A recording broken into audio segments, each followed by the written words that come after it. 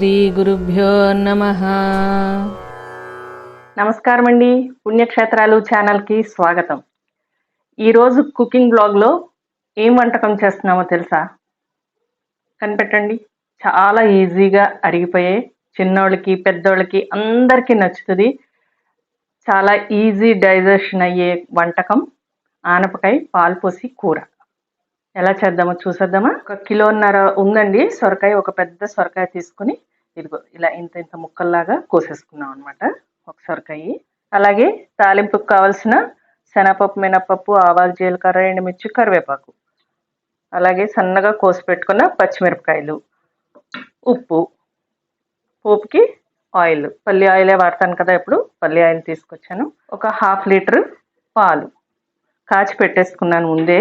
ఇక్కడ చిటికలో అయిపోతుంది. చూడండి ఎంత ఫాస్ట్గా చేసేయచ్చో. స్టవ్ వెలిగించాను, కుక్కర్ పెట్టాను. దీనికి ఆయిల్ కూడా ఎక్కువ అవసరం లేదు.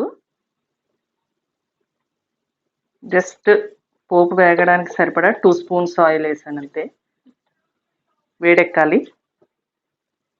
ఇప్పుడు పోపు వేసేసుకుందాము. శనగపప్పు 2 స్పూన్స్ పెట్టుకున్నాను, ఎందుకంటే దీంట్లోకి అదే టేస్ట్ అండి, చాలా బాగుంటుంది అనమాట.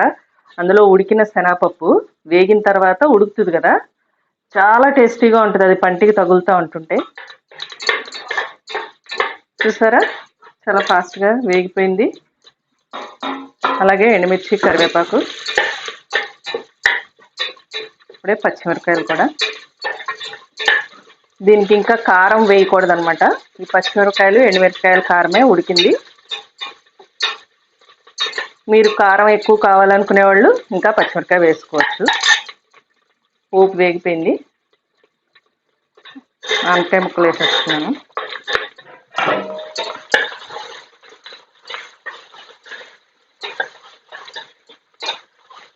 కొద్దిసేపు ఇలా తిప్పిన తర్వాత కొద్దిసేపు మగ్గనిద్దాం. ఒక్క 2 మినిట్స్ మూత పెట్టి మగ్గనిచ్చి తర్వాత ఉప్పు వేద్దాము.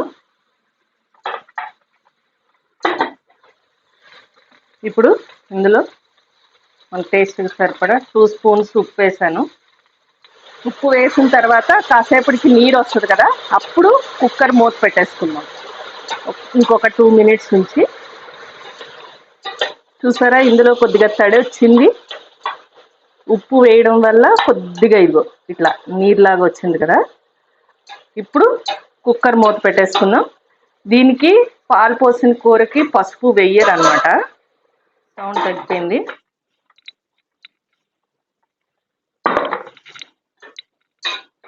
చూడండి దాదాపుగా మొత్తం ఎగిరిపోయింది. చూసారా? మళ్ళీ స్టవ్ వెలిగించి కాచి పెట్టుకున్న పాలు ఉన్నాయి కదా, ఆ పాలు పోసేయాలి.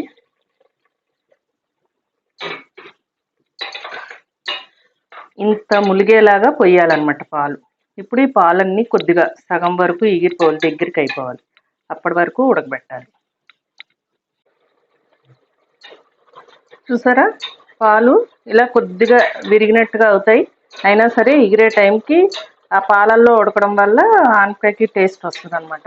ఇంకొద్దిగా దగ్గరకు అవ్వాలి. దగ్గరికి వచ్చేసింది అంతే. ఈ మాత్రం లూజ్ ఉంటేనే బాగుంటుంది. అలా పాలు కనిపిస్తున్నట్టుగా ఉండాలన్నమాట. అయిపోయింది కూర అంతే.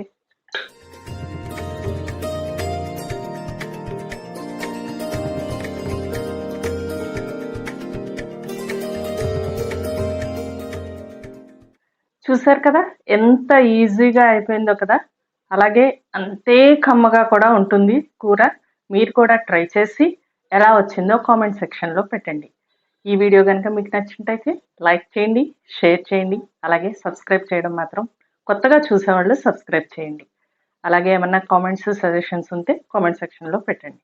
నెక్స్ట్ మరింత మంచి బ్లాగ్స్ తోటి మీ ముందుకు వస్తాను. అప్పటి వరకు సెలవు.